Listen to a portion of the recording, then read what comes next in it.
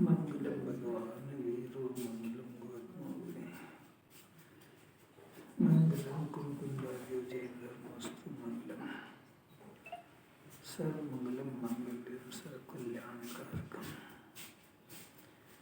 प्रधानां सर्वधर्माणां जयनं जयतु शासनम् नमस्ते साराय स्वानुभूतिर्चकास्ते चित्स्वभावाय भावाय सर्वभावान्तराज्ये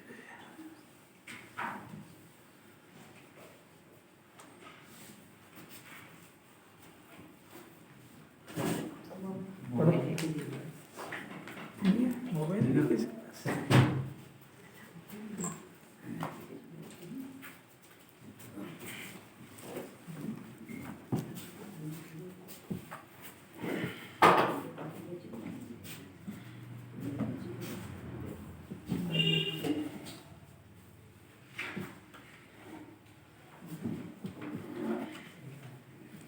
नहीं है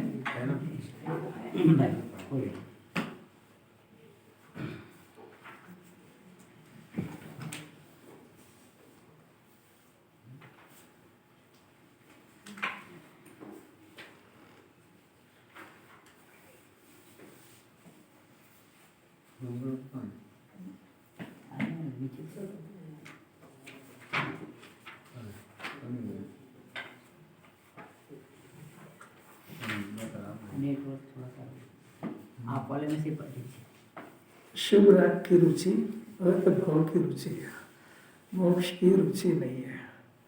जो मन कषाय में संतुष्ट होता है वो अकषाय स्वाभाविक गायक को जानता नहीं एवं पाता भी नहीं है। गुरुदेव तो पुकार पुकार के कहते हैं गायक का आश्रय करके शुद्ध परिणति प्रकट कर वही एक पद है, शेष सब अपद है। मोबाइल में से मोबाइल सबके पास है और SMS सब जने लिखते भी है, ना कोई पढ़ना चाहता है ना कोई समझना चाहता है, खाली लिख के उसको इनाम चाहिए बस, कोई प्रयोजन हल नहीं होता उससे। अच्छा हुआ नहीं सुना। SMS समझने के लिए आता है, समझे बगैर उसमें 4 लाइन के अंदर पूरा 12 आ गया उसके अंदर। अब वो खाली इनाम चाहिए उसको, पढ़ते समय भी कोई समझता कहा उधर का उधर टिप दिया, अगर समझते होते तो यहाँ समझाते लेके आते। यहाँ समझना चाहिए ना उसको, जब तक जो चीज़ बोलेंगे वो सामने नहीं होगी तो समझ भी नहीं आती है। और घर तो कोई इतना विचार करता नहीं है, तो बहुत गजब की बात है। शुभ राग की रुचि वह भव की रुचि है। क्यों? इसलिए कि शुभ राग से कर्मों का बंधन होता है, और इसने पढ़ रखा है कि शुभ राग से पुण्य बंध होता है तो स्वर्ग आदि अच्छी गति मिलती है। तो इसको उस परिणाम से बंधने वाले कर्म उसके फल की रुचि है, एक बात। दूसरा, ये भव की रुचि है, मोक्ष की रुचि नहीं है। अब रुचि अलग बात है, रुचि श्रद्धा की पर्याय है, शुभ राग ये चारित्र की पर्याय है। अब चारित्र की पर्याय है तो इसको कषाय की रुचि है, अकषाय स्वाभाविक आत्मा की रुचि नहीं है। और ये अपने को चेक करना हो तो अपना खुद को देखना चाहिए अंदर में कि अपने को शुभ की रुचि है कि अशुभ की रुचि है, कि तीव्र कषाय की रुचि है कि मद कषाय की रुचि है कि आत्मा की रुचि है। अपने अंदर इसको चेक करना चाहिए। मद कषाय की रुचि और तीव्र कषाय की रुचि है। मद कषाय में व्रत पूजा पाठ जिनवाणी स्वाध्याय ये मद कषाय है, और तीव्र कषाय में खाना पीना 5 इंद्रिय के विषय में होना। अब अपने स्वाध्याय का समय हो और कहीं से नाश्ते पानी का निमंत्रण हो तो दोनों में से क्या छोड़ना? बोलने की जरूरत नहीं है, अपना अंतरंग टटोलो कि अगर अपने को उसकी रुचि है तो तीव्र कषाय चल रही है, कषाय मंद भी नहीं हुई है, क्योंकि अपना को तो भोग का परिणाम चल रहा है। तो इसका अर्थ है कि कंडीशनल सुनता है। कंडीशनल मैंने इस समय में हमको कोई दूसरा काम नहीं होगा, कहीं जाना आना नहीं होगा तो सुनेंगे, और अगर वो आ गया तो पहले वहाँ जाएंगे। ये रुचि का फल है। कुछ समझ आ रही बात? अरे कैसा ये लोग अगर ऐसा नहीं पकड़ते ज्ञानी लोग तो अपन तो पढ़ते और मोक्ष मार्गी मानते अपने को। दूसरी बात है, जो मद कषाय में संतुष्ट होता है वह अकषायी भाव अकषायी ज्ञान को जानता नहीं भी और पाता भी नहीं है। ये और कठिन बात है। मंद कषाय में संतुष्ट, मंद कषाय में संतुष्ट तो पूरा त्यागी वर्ग है। और दूसरी बीमारी खतरनाक जिसमें मुमुक्षु फंसा हुआ है, क्षयक्षम ज्ञान की थोड़े से विकास में संतुष्ट। पूरी दुनिया आ गई इसके अंदर। और ये दोनों मोक्ष मार्ग में जाने के लिए होते जरूर है, पर रुचि अगर इसकी है तो ज्ञायक आत्मा को प्राप्त करने की कोई रुचि नहीं है उसको। कोई बात समझ में आई क्या? अभी अपना अंतरंग टटोल के देखो कि अपने को तीव्र कषाय की रुचि है, अपने को मन कषाय की रुचि है, कि अपने को क्षयक्षम ज्ञान बढ़ाने की रुचि है, कि अपने को शुद्धात्मा समझ के उसमें जमने की रुचि है, आत्मा को प्राप्त करने की रुचि है। ये अपना अपना देखना, उसमें क्या कोई दूसरा कोई किसी का नौकर थोड़ी जो उसको बार बार बताएगा। देखो आप अपने अंदर वो जिधर रुचि होगी ज्ञान का सारा काम उधर जाता है, पुरुषार्थ सारा उधर लगता है, वो ज्ञान उसको पकड़ेगी ही नहीं। उसको जैसे क्षयक्षम ज्ञान बढ़ाने की रुचि है तो आत्मा नहीं पकड़ेगा। आगे बढ़ो और पढ़ो और पढ़ो, पढ़ना चाहिए ज्ञान, वो रहते ही नहीं याद, क्या करेगा बढ़ा के? गुरुदेव तो पुकार पुकार के कहते ज्ञायक के आश्रय से शुद्ध परिणति प्रकट कर। और सुने जब शुद्ध परिणति अनादि से पैदा नहीं हुई, ये कैसे पैदा होती है? कि शुद्ध आत्मा का आश्रय करने से पैदा होती है। तो शुद्ध आत्मा का आश्रय करने से पैदा होती है, तो उसमें बाधा क्या है? कि उसके अंदर बाधा ये है कि कषाय की रुचि शुद्ध आत्मा की तरफ जाने नहीं देती है। आत्मा की रुचि और कषाय की अरुचि, आत्मा की अरुचि और कषाय की रुचि। कषाय तीव्र और मंद जो आत्मा को नहीं जानते वो उपदेश देते हैं कि कषाय को मंद करो। जो आत्मा के जानकार होते हैं तो आत्मा को प्राप्त करने की विधि कषाय से भेद ज्ञान है, कषाय से मंदता नहीं है। तो फिर मंद कषाय की बात जिनवाणी में नहीं लिखी क्या? कि बहुत लिखी है। जब कषाय से भेद ज्ञान का आत्मा को प्राप्त करने का पुरुषार्थ और अभ्यास करता है तो कषाय उसमें मंद ही होती है। मंद करो की बात नहीं, करो में तो दृष्टि कषाय के ऊपर जाती है। कषाय से भेद ज्ञान करने पर ये जो कषाय से भेद ज्ञान का पुरुषार्थ चाहे समझने का चाहे आत्मा को प्राप्त करने का, उस मोक मंद कषाय के काल में ही होता है। तीव्र कषाय के काल में तो वो मिलेगा भोजनालय में या उसके किटी पार्टी में जहाँ उसकी इच्छा हो जाए। फिर इसलिए उसका ये उपदेश की शैली बहुत गजब की है। जहाँ पे इसको ये उपदेश दिया जाए कषाय मत करो, वहाँ तो कषाय की रुचि करा रहे हैं। जैन दर्शन का उपदेश तो ये कषाय से ज्ञान करो, तीव्र मत के चक्कर मत पड़ो। ज्ञान का काम शुद्ध आत्मा को जानना है, कषाय की डिग्री को देखना नहीं है, सहज ज्ञान हो जाता हो।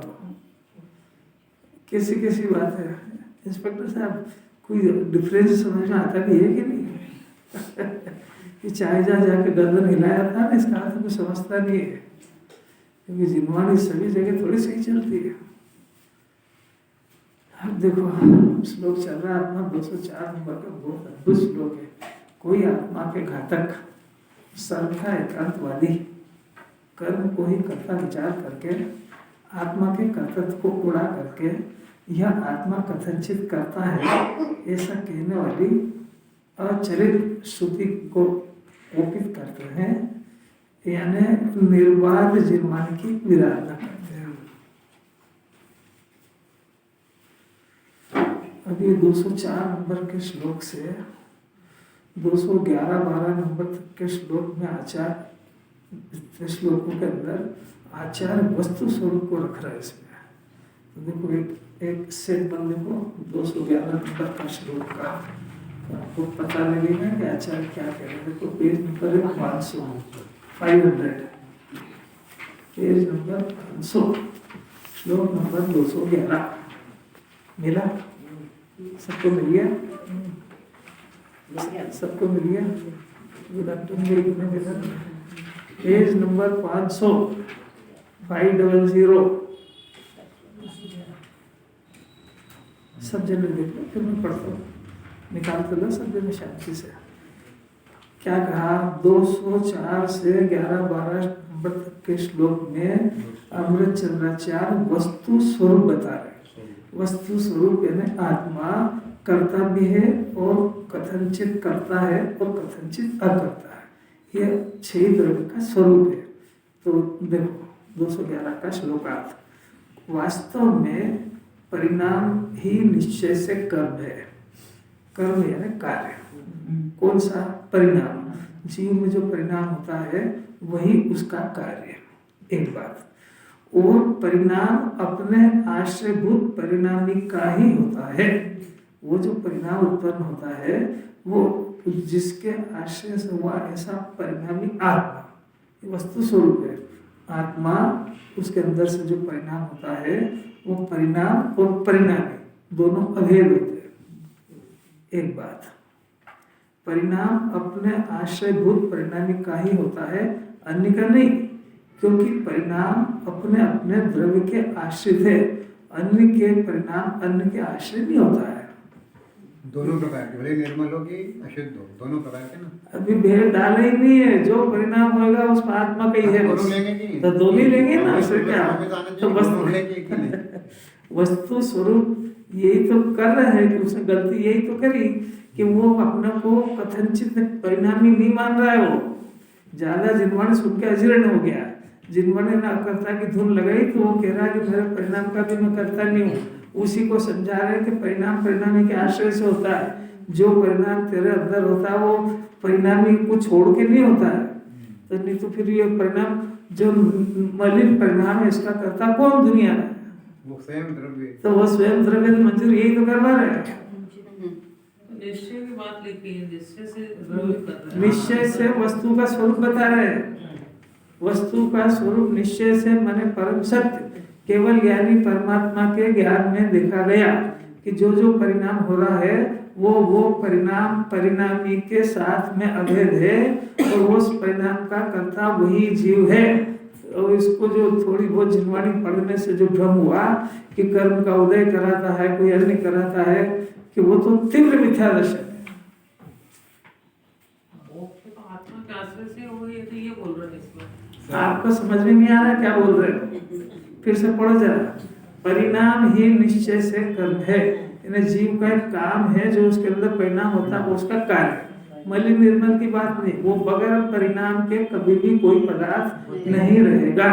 परिणाम है ना, पर्याय ले लो, ज्यादा झगड़ा है तुमको तो। पर्याय बिना द्रव्य के कभी भी नहीं होती है। अब पर्याय बोले तो परिणाम नहीं पकड़ता, परिणाम बोले तो पर्याय नहीं पकड़ता। अरे उसके अंदर जो फंक्शन हो रहा है वो उसके बिना नहीं होता। एक बात। अब परिणामी वो जो परिणाम हुआ कहाँ से हुआ? तो अपने आश्रयभूत परिणामी कहीं होता है। माने जिसके आश्रय से जो परिणाम पैदा हुआ वो उसी के आश्रय से होता है। माने परिणामी द्रव्य है और परिणाम उसकी पर्याय। दोनों अभेद होते हैं। ये वस्तु स्वरूप है। ये मान जाए तो ज्ञानी हो जाएगा। अभी अपने अंदर जो परिणाम हो रहा है कौन सा? क्रोध का परिणाम। कौन करने वाला? परद्रव्य। तो परिणामी और परिणाम को अभेद नहीं जानता है। ये जो परिणाम हो रहा है ये परिणाम भी जवाबदार है इसमें। अभी तभी माना है। अभी क्रोध का, मान का, माया का, लोभ का जो भी परिणाम हो रहा है कौन करा रहा है? वो करा रहा है। अरे भाई वो नहीं करा रहा है, ये परिणामी और परिणाम अभेद है। तो ये परिणाम है। ये अपनी सत्ता में किसी अन्य द्रव्य को घुसने का प्रवेश निषेध है और इसको भी किसी के परिणाम बदलने का प्रवेश निषेध है। इसने खुद ने जो परिणाम को पकड़ लिया तो दुनिया की कोई ताकत छुड़वा नहीं सकती उसको। जैसे इसको तीव्र कषाय की रुचि है तो कोई बदलवा नहीं सकता है। जो उसको सलाह देगा उसका दुश्मन दिखेगा उसको। आपको क्या करना है यार? मैं संसार में भटकूंगा।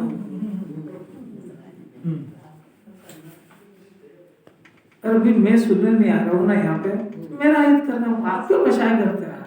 आप तो अपना धर्म ध्यान करो और सुनना उससे उद्देश्य बोल लेते हैं लोग। सही बोल रहे हैं, ऐसा बोल रहे हैं तो। सही बोल रहा है। नहीं, ये जो थोड़ा बहुत उसका पुण्य का उदय बाकी था, जिसमें कोई उसको सद्बोध सतवाणी कहने वाला मिल गया था, ये उसने उसको जो ठुकराया है उसकी सजा जन्म जन्म में मिलेगी। आज एक इंद्रिय दो इंद्रिय में कोई इनको कहने वाला नहीं है। आज भी आपको कोई दुनिया में कहने वाला ढूंढ के ला देना जो कहेगा कि घर में रहना, शरीर की सेवा करना पाप भाव है और इससे बचो, ऐसा कोई सुनने वाला कहने वाला मिलेगा नहीं। वो कहने वाला नहीं मिलेगा नहीं, आपके पुण्य में दम नहीं रहता कि कोई आपको आत्मा हित की प्रेरणा देने वाला मिलेगा। वो जो मिला था तो आपने अच्छी तरह से ठुकराया, ये भी आपको पता है। कह रहे हैं ना, बोल के देखना किसी को, वो क्या करे बेचारा, उसका जो पुण्य के उदय से मिली थी ये बात, मानना नहीं मानना तेरी मर्जी, तेरे आत्महित कर। ये बात सुनने को मिलती किसको? पापी को कि पुण्यात्मा को? और ये ठुकराई किसने ठुकराई? ये तो कह रहा है कि आत्मा की विराट बहुत बहुत कठिन पड़ेगी। ये लाइन बचाना मामूली बात है।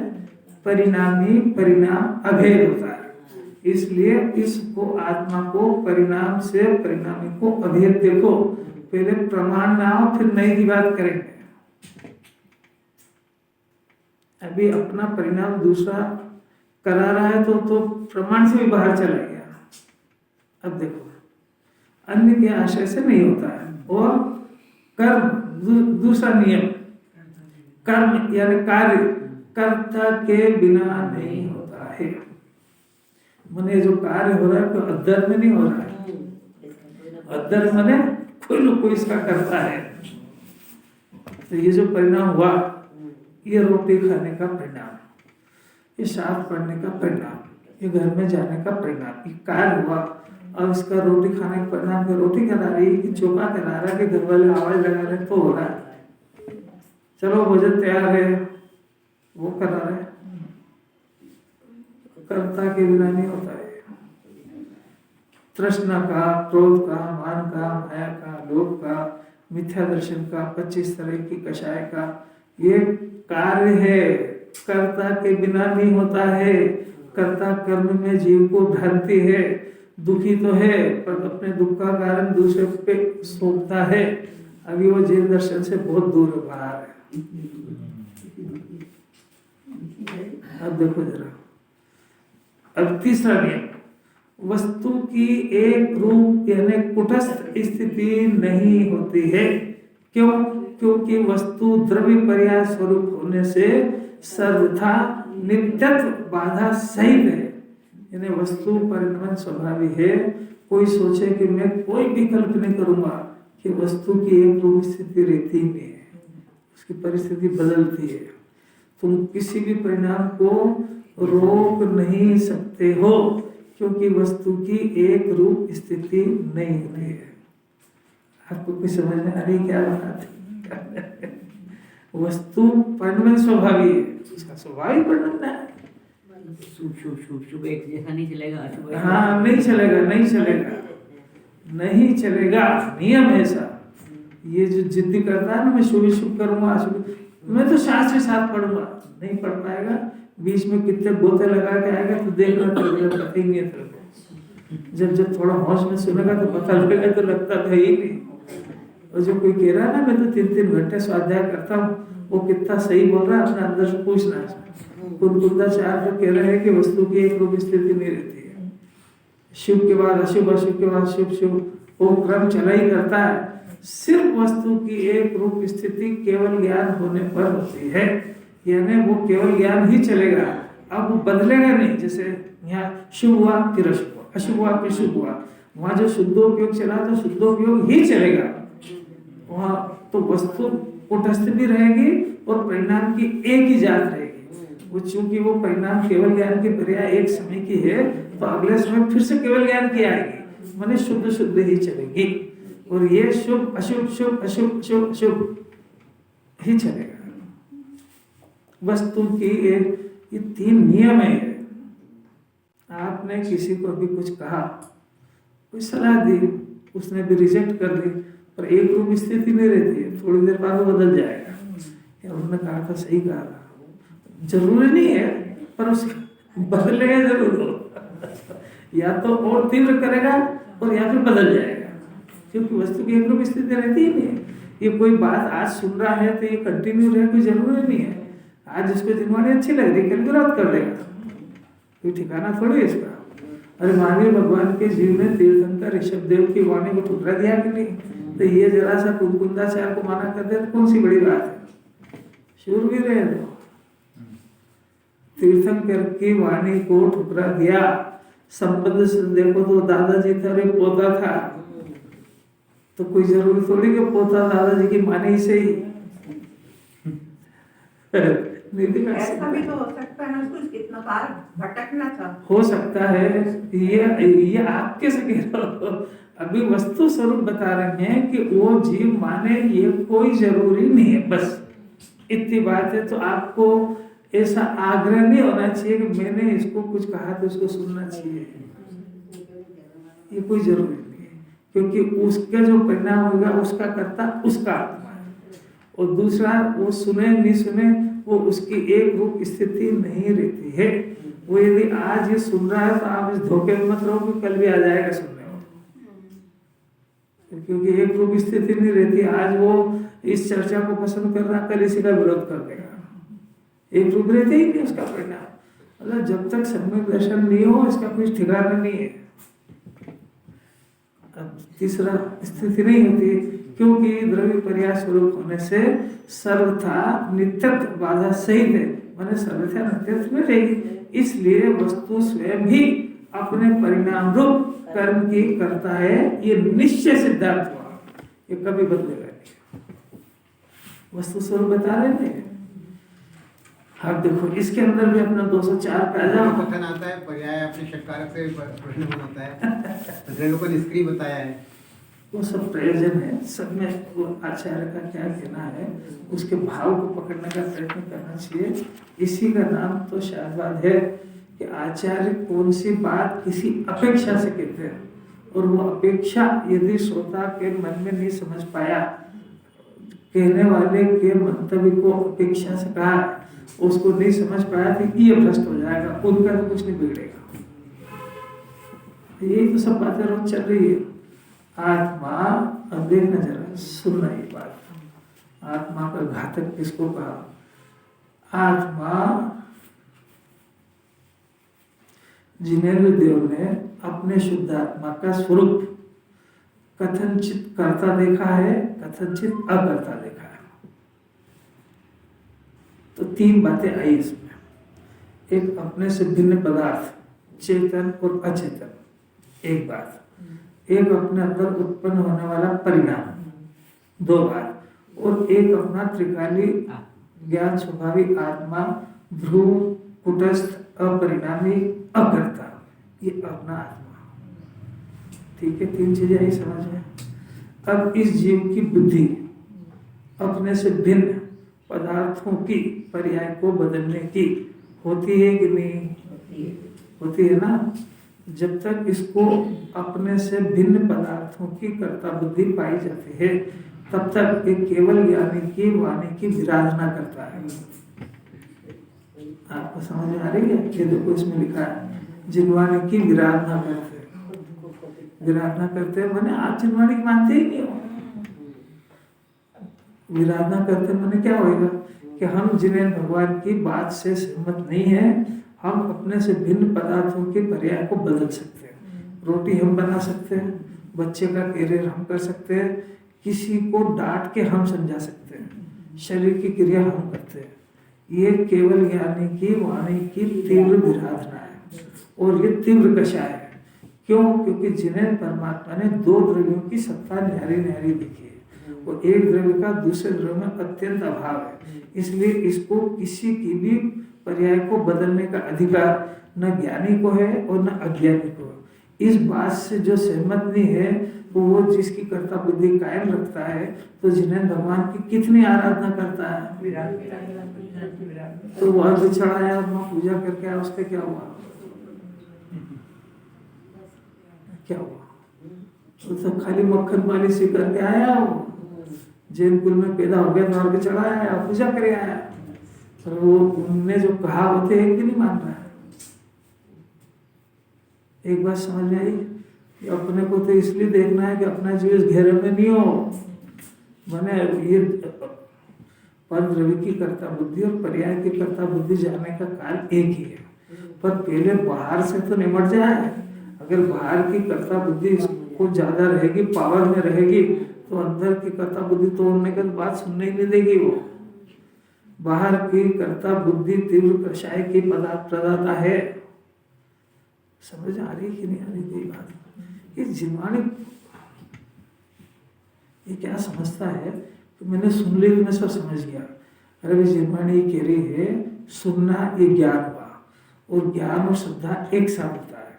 तो इस ज्ञान के साथ जिनवाणी की श्रद्धा नहीं हुई तो जिनवाणी सुनना नहीं कहती है, क्योंकि ज्ञान के साथ श्रद्धा होती है। तो ज्ञान तो कह रहा है और श्रद्धा सहमत नहीं है, तो सुनना थोड़ी कहते हैं। इसको तो बच्चा तोता को पढ़ा तो ऐसा पढ़ने लगता है और धीरे बोलने लगता है, भाषा सब समझ लगता है। किसी को समझना ही उल्टी सुल्टी में समझ जाना है कि अपने आप को कसौटी पे कस के अपने आप को ठगने से बचा लेना। बात समझ आ रही क्या?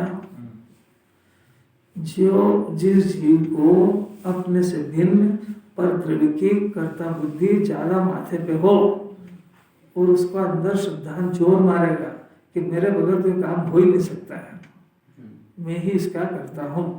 अभी प्रधानमंत्री को कोई कह सकता है यार? वो कितना तीव्र मिथ्या वो पूरे देश का हो जाए। तो ये जो कर्ता बुद्धि है ये जिन्हें भगवान से ठीक विपरीत है, उनके केवल ज्ञान में एक एक द्रव्य की सत्ता को निहारी देखा है, और उस द्रव्य की सत्ता में जो भी परिवर्तन हो रहा उसका कर्ता वही द्रव्य देखा है। उसके अंदर किसी दूसरे का इंटरफेरेंस किसी भी कीमत पे संभव नहीं है।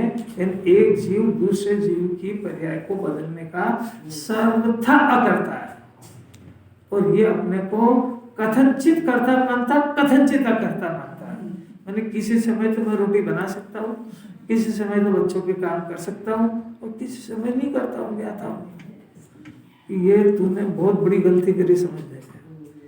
पर द्रव्य का सर्वथा अकर्ता है, और अकर्ता अपने को माने और अपने ज्ञान में से पर द्रव्य का बोझा थोड़ा उतारे, ढीला पड़े, तो आत्मा के कर्ता कर्ता की बात समझने की पात्रता बनेगी, और तब केवल ज्ञानी की वाणी के टोले में बैठने योग्य पात्रता बनेगी। नहीं तो केवल ज्ञानी की वाणी से जब इनकार कर रहा है वैसे ही बाहर हो गया। इतनी समझ में आई क्या? आई। अब दूसरी बात सुनो। अब आत्मा अकर्ता भी है, और आत्मा में ये मोह राग द्वेष का परिणाम भी चल रहा है। समझ में आया? मोह का और राग द्वेष का, यानी मिथ्यात्व का और 25 तरह की कषाय का। मिथ्यात्व, मिथ्या दर्शन, मिथ्या ज्ञान, मिथ्या चारित्र, ये तीनों परिणाम और 25 तरह की कषाय। आत्मा अकर्ता भी है और ये परिणाम भी चल रहा है।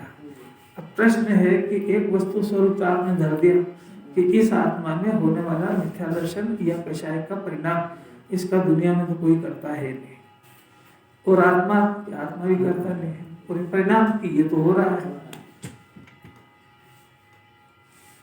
किसी गजब की बात है। अरे वस्तु स्वरूप समझना पड़ेगा ये, क्योंकि इसमें किसी का इंटरफेरेंस नहीं है, मैंने भगवान का भी नहीं है। चाहे निर्मल पर्याय कराना हो चाहे मलिन, यानी भगवान सम्यक दर्शन ज्ञान भी नहीं कराएंगे और भगवान मिथ्या दर्शन ज्ञान को दूर भी नहीं करेंगे, और दूसरे जगत के कोई पदार्थ आपने को मिथ्या दर्शन ज्ञान शायद भी नहीं कराएंगे, और 5 इंद्रिय के विषय जो 25 तरह कषाय वो भी नहीं कराएंगे, और वो दूर करने का तो प्रश्न ही नहीं है, क्योंकि ये तो खुद ही रुचि से कर रहा है। कुछ लग रहा है कि कैसा केस है, आत्मा को समझना है इसमें से। अब ये जो परिणाम चल रहा है, तो जिनवाणी ने सब तरफ से इसके नाकेबंदी कर दी कि ये परिणाम कोई पर नहीं करा रहा। अब जिनवाणी में लिखा हुआ आया कि ये परिणाम जब जब भी होता है तो जीव के अंदर इधर कर्म का उदय है, तो इधर कर्म का उदय है, यानी वहाँ तो जीवाणी में साफ लिखा है कि वहाँ वो निमित्त है। निमित्त का अर्थ अकर्ता होता है। ये जिनवाणी के पाठी को समझा रहे, तो अर्थ निकालने में थोड़ी गलती कर गया। जिनवाणी निमित्त कह रही है, इसका अर्थ है कि वो नहीं कराता है, पर बात ऐसा, वस्तु स्वरूप ऐसा है कि इधर जीव को परिणाम होता है और इधर कर्म का उदय होता है। कर्म का उदय के बिना विकार नहीं होता है, कर्म का उदय विकार को कराता नहीं है, और जब विकार करता है तो कर्म का उदय अवश्य होता है और अवश्य होता है। और ये जीव वस्तु स्वरूप नहीं जानने के कारण उसको पहले तो कर्ता कह देता है, फिर कहता निमित्त है, तो मानता फिर भी करता है। क्योंकि जिनवाणी में दूसरी बात कह दी कि उसके बगैर परिणाम होता नहीं है। तो इसका अर्थ है क्योंकि मैं तो अकर्ता हूं और ये परिणाम आखिर कौन कराता, कि वही कराता है। क्यों? क्योंकि जिनवाणी ये कह रही है कि अगर आत्मा इस परिणाम को करे, कौन से? मिथ्या दर्शन, ज्ञान, चारित्र के और 25 तरह के कषाय के। अगर आत्मा ही करने वाला हो इसका, तो उसका स्वभाव बन जाएगा। और दूसरा कराए तो जीव हमेशा के लिए पराधीन हो जाएगा। कर्म का उदय कराए तो कर्म भी गिरेंगे, कर्म तो अरंचित बनेगा तब खत्म होंगे। तो करें क्या? हम कर्ता माने तो आप पकड़ते हो, अकर्ता माने तो आप पकड़ते हो। ये कषाय चक्र में नहीं घुस पाएगी जब तक ये जाएगी भी नहीं। आपको सब परिस्थिति समझ में आई क्या? कषाय हो रही कि नहीं, कि मैंने तो हो ही नहीं रही, फिर गलत समझ गया। कषाय नहीं हो तो अरंत सिद्ध दशा होना चाहिए, कषाय नहीं हो तो अरंत सिद्ध दशा होना चाहिए। जैसा बोलते हैं कि नहीं बड़ा भोला बन जाता है, सासू जी बन जाती, मैं तो कोई कषाय है ही नहीं। मैंने तो सारा छोका बहू के सुप्रत कर दिया, मैं तो घर भी उनके सुप्रत कर दिया, मैं तो कोई राग देश का परिणाम ही नहीं है। कि आप जो बोल रहे हो इसका नाम 12वां गुण स्थान है, तो आप अभी घर में दिख रहे हो ना, तो आपके 12वां गुण स्थान नहीं है। आप बेहोश हो बिल्कुल, आप अपने आप को ठग रहे हो, वस्तु स्वरूप में कुछ नहीं हो रहा है। कोई बोलने की बात थोड़ी है, अंदर समझने की बात है। परिस्थिति समझ में आई। अब उसकी इन्वेस्टिगेशन करते हैं कि आत्मा द्रव्य पर्याय स्वरूप मिल के वस्तु है, तो उसको द्रव्य की तरफ से देखो, त्रिकाल द्रव्य की तरफ से तो अकर्ता है, पर उसी के अंदर परिणमती हुई जो दशा है उसको पर्याय कहते हैं। तो ये जो पर्याय में परिणमता हुआ जो हिस्सा है, इसमें परिणमन होता है, और ये कषाय रूप ये खुद परिणमता है, ये किसी गेय की मदद के नहीं करता है। तो अब ये जो परिणमती हुई दशा है, तो आपने पहले तो इस आत्मा को पहले कर्ता कहा है, कहा कि आपके अंदर जो होने वाला परिणाम है उसका कर्ता आप हो, यानी ये पर्याय कर रही है, उसका जो त्रिकाल हिस्सा वो तो अकर्ता रूप में मौजूद है।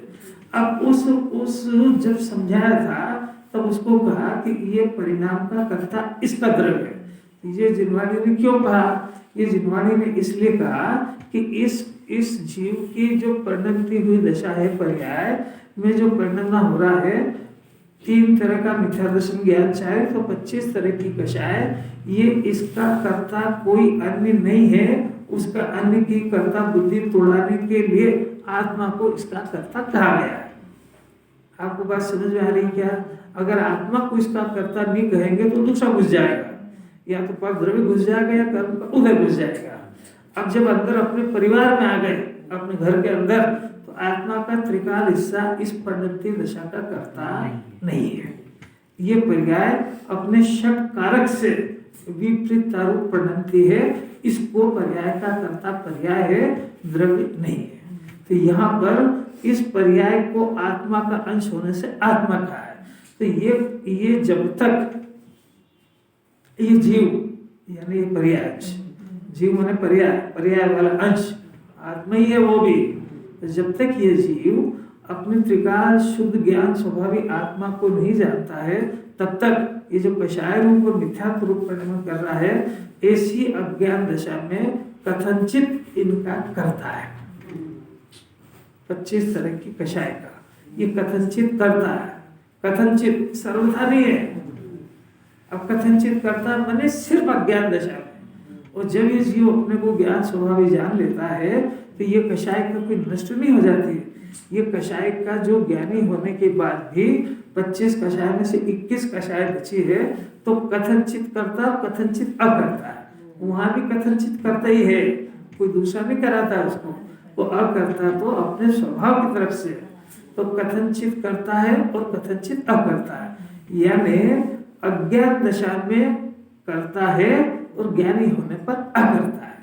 ज्ञानी होने पर करता है, यानी उसको अपने ज्ञान स्वभाव की दृष्टि होने पर उसमें कोई कर्तृत्व का कोई है नहीं, उसमें करने की कोई गुंजाइश नहीं है, तो आत्मा इन पर्यायों का ज्ञाता हो जाता, अकर्ता हो जाता है। तो ज्ञानी होने पर ये परिणाम उसके सहज जानने में आते हैं, इसलिए वो अकर्ता है। तो कथनचित करता है और कथनचित अकर्ता है। कथनचित मने किसी अपेक्षा से, कौन सी अपेक्षा से, कि जब तक वो अपने आत्म स्वभाव को नहीं जानता है तब तक, यानी अपने जानने के स्वभाव वाला हूँ ऐसा नहीं जानता है, तब तक उसको अज्ञान हो गया। अज्ञान होने से वहां पर राग का जन्म हुआ। राग का जन्म हुआ तो वही था, पर वो राग जो कर्म के उदय में हुआ, वो राग इसके ज्ञान में विषय बना, तो ये इसको ये लगा कि मेरे राग मेरे अंदर ही हो गया, मैं रागी हूँ और ये राग मेरा कार्य है, ऐसा जानने के कारण अज्ञानी हो गया। और अज्ञानी होने से इस मोह राग देश के परिणाम का करता है। ऐसा करता नहीं है कि मोह राग देश को करे, पर वो जो ज्ञान का अज्ञान रूप जो परिणाम हुआ, उस अज्ञान दशा में राग द्वेष ही होगा, इसलिए उसका करता है।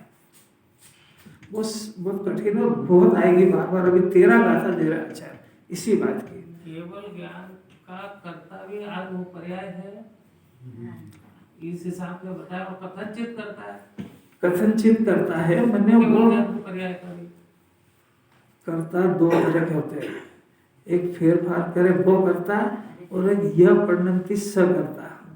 मैंने उस द्रव्य में जो पर्याय हो रही है वो सब उसके अधिकार क्षेत्र में हो रही है, ऐसा करता है। मैंने वहां पे आप इंजीनियरिंग कर रहे हो तो मकान की पर्याय ऑटोमेटिक बन रही, ऐसे करता है। वो सीमेंट की जगह कोई बालू से जुड़ाई कर दे, रेती से कर दे, ऐसे करता नहीं हो। जो सहज हो रहा है उस द्रव्य की, उस पर्याय की सहज परिणमन हो रहा है, ऐसा करता उसको ज्ञानी है। और मैं करता हूँ ऐसा करता अज्ञानी है। यानी रोटी सहज बन रही है तो रोटी बनाने का परिणाम भी सहज हो रहा है, ऐसा करता तो है, पर वो रोटी बनाने की क्रिया करता ज्ञानी अज्ञानी दो ही नहीं, तो बालू रेत के बना के बताओ। कथनचित शब्द क्यों लगा? आपको कुछ समझ में आ भी रही है कि नहीं? कथनचित क्यों कहा? सब समझाते तो जब होश में तो रहते नहीं, करेंगे क्या? आत्मा के अंदर दो हिस्से है, द्रव्य है, पर्याय है। जब द्रव्य की बात करेंगे तो पर्याय की गौण रहेगी, इसका नाम कथनचित। कथनचित मने किसी अपेक्षा से, क्योंकि वस्तु का स्वरूप ऐसे ही है। अपन मंदिर के वहां बाहर खड़े हैं, वो चढ़ाव पे से एक महिला उतरी। अब उतरी तो कहा कि ये जो महिला है ना, ये पत्नी भी है और बेन भी है। तो दूसरा आदमी कहता है, अरे ये कैसा आदमी है, इसी को पत्नी भी कह रहा है, इसी को बेन भी कह रहा है। वो तो एकदम वो लाल किला हो गया, डिस्टर्ब पॉइंट है कि भाई ये जो है पत्नी भी है बेन भी है। कि कैसे है कि वो जो आदमी आ रहे हैं ना उधर से दो, तो ये वो तो है इसका पति है, तो पति की अपेक्षा से पत्नी है, तो जो उसके साथ में आ रहा है ना वो इसका भाई है, तो उस भाई की अपेक्षा से बहन है। अब हो गया ना क्लियर? अब एक ही महिला में कितने गुण हैं? वो पत्नी भी है, बहन भी है, भाभी भी है, माँ भी है, काकी भी है, इतने सारे महिला एक ही है। तो जब भी लगाया तो वो अपेक्षित है, और जब ही लगा दिया तो पति की अपेक्षा पत्नी ही है। जैसे आत्मा में भी अनंत गुण है, वो अनंत गुण अपेक्षा से कहे जाते हैं। तो आत्मा को द्रव्य की अपेक्षा से बोलेंगे तो आत्मा अकर्ता ही है। तो जब यही हटा देंगे तो आत्मा कर्ता भी है और आत्मा अकर्ता भी है। ये शायद बात है। जब उसमें अपेक्षा खोल दी कि आत्मा का एक त्रिकाल हिस्सा है, तो द्रव्य की अपेक्षा से आत्मा अकर्ता ही है, वो पर्याय की अपेक्षा से करता ही है, परिणाम अपेक्षा से। लोगों को नहीं समझाना है, या क्लास नहीं लेना है, या अपने ज्ञान से अपने आत्मा को समझना है। तो अपने को सर्वथा कर्ता मानेगा तब भी मिथ्या दर्शन है, सर्वथा कर्ता मानेगा तब भी मिथ्या दर्शन है, और पर का मानेगा तो सम्यक दर्शन है।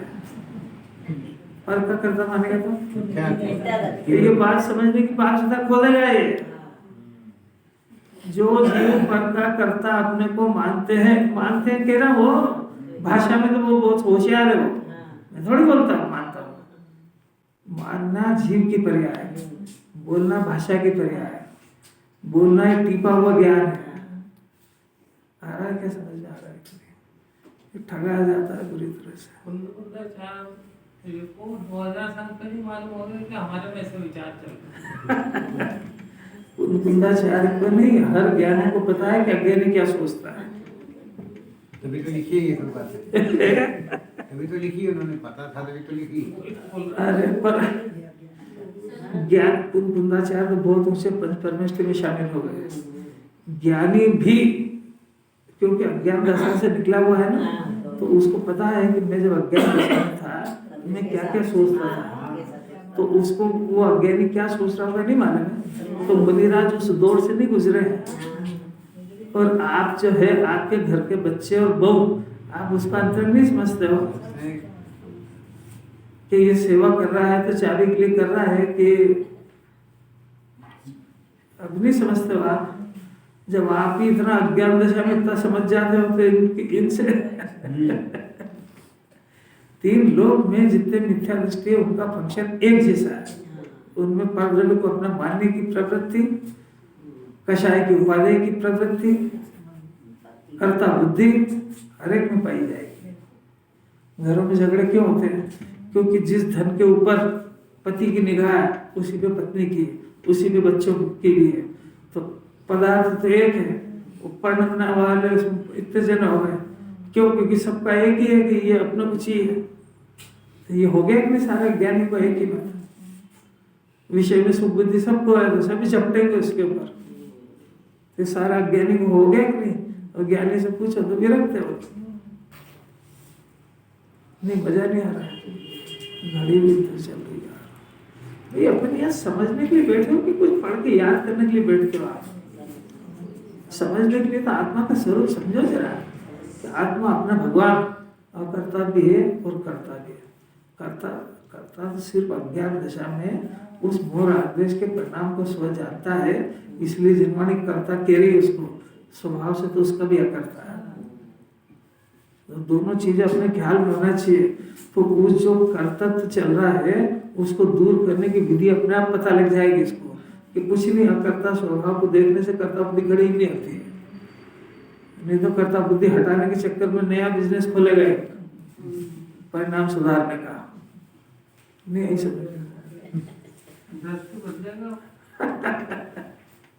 अरे अनंत पुरुषार्थ है। देखो ये जिनवाणी कथनचित करता, देखो साफ लिखा है, आत्मा के कर्तव्य को उड़ाकर, मैंने आत्मा करता है इस बात को अज्ञानी ने उड़ा दिया कि आत्मा तो सर्वथा अकर्ता, उड़ा दिया। अब यह आत्मा कथनचित करता है ऐसा जिनवाणी कहती है, अचलित वाणी कहती है, श्रुति इसको जिनवाणी कहते हैं। ये को कोपित करते हैं, कोपित करते हैं माने निर्बाध जिनवाणी की विराधना करते हैं। जिनवाणी निर्बाध रूप से ऐसा चलेगी, हर पदार्थ अपनी पर्याय का करता है, पर का अकर्ता है। पुद्गल में तो उसकी मलिन और निर्मल का कोई झगड़ा है नहीं, इसलिए वहां तो कोई बात ही नहीं। वहां तो एक ही सिद्धांत है कि वो द्रव्य अपनी पर्याय का करता है। इतना भी सहमत होगा तो 6 भाग के 6 पदार्थों की 6 द्रव्यों की कर्ता बुद्धि से हट जाएगा। अगर इसको परद्रव्य की कर्ता बुद्धि चल रही है तो जिन्हें भगवान की वाणी 6 द्रव्य की स्वतंत्रता का बोध नहीं है इसको, तो खाली वहां वो जो सामग्री चढ़ाने जाता है, जय जयनाथ परम गुरु हो, उधर से टीपा उधर सुनाया था, अपना कुछ भी नहीं है, तेरा तुझको लागे मेरा क्या मेरा क्या लगे। तो ध्यान राय जी ने लिखी है, अब ये उनको सुनाया। आपने क्या बोला कि मेरे को तो कुछ पता ही नहीं मैंने क्या बोला। यहाँ तो उल्टा लिखा है, क्या उल्टा? आपको उल्टा नहीं हो, यहाँ सही लिखा, आपको उल्टा पढ़ने में आ रहा है। आत्मा देखो इधर, कथनचित करता है ऐसा कहने वाला निर्माण की उदाहरण है। तो यही तो कह रहा है।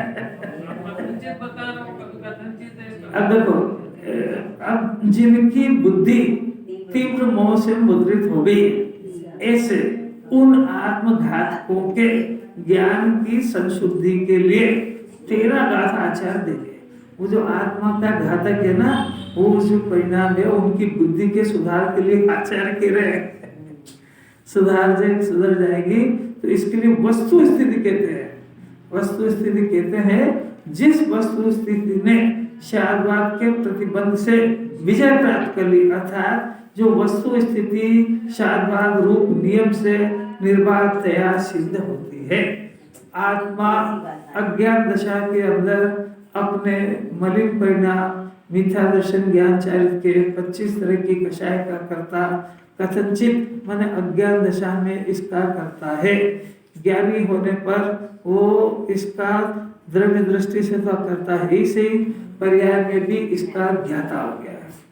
और जितना प्रवचन सार में जब चलेगा तब वो भी कथनचित करते ही है, क्योंकि वहां भी यही नियम लगेगा, जितनी कषाय बच गई है उसका कर्ता कौन, जिसमें हो रही वही, नहीं तो वहां भी फिर कर्म के उदय का झगड़ा पड़ जाएगा। अगर इस परिणाम को स्वीकार किया और इसके परिणाम का कर्ता नहीं ढूंढा तो कोई ना कोई तो बन जाएगा। बात समझ में आ रही है? दूसरे का हस्तक्षेप नहीं होने के लिए आत्मा और स्वभाव में नहीं है, इसलिए कर्म का उदय, इस सब दाव पे समझना पड़ेगा। देखो भावार्थ है, कोई एकांतवादी हो गया पूरा, कोई एकांतवादी सर्वथा एकांत कर्म का कर्ता कर्म को कहते हैं। अब कल चलाएंगे इसको, मुझे थोड़ा सा समझने का है।